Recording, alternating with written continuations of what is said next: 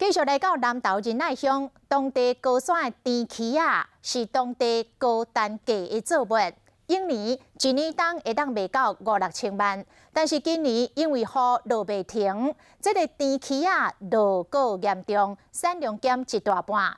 甚至有这个果园种500-600丛的这个果树，竟然找无到一粒甜萁啊会当来套地啊！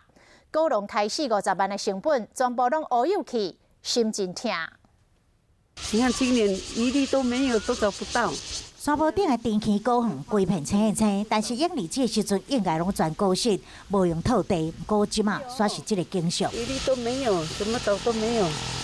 果农来来回回一直咧找，煞一粒甜萁拢找无。这是南投仁爱乡的甜萁果园，种500-600丛，过去若到产季的时阵，拢10几万粒套地甜萁，不过今年竟然无正常。 可能是雨水太大了，有没有？就又落了啦。后面的就全部都落掉了。果农讲，开始50万的成本啊，煞拢无收成，前到淡也拄过这种情况。当地农会嘛统计今年甜萁产量，确实因为前一阵啊连续大雨，减少真多。今年的产量会比去年还会少50%以上。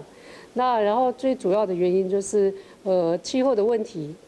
一个是暖冬，那再就是5月份的时候呢，就是有喷到连续的大雨，那所以造成落果的状况。甜萁是高单价作物，在仁爱乡种植的面积大约100公顷，产值大约是5-6千万。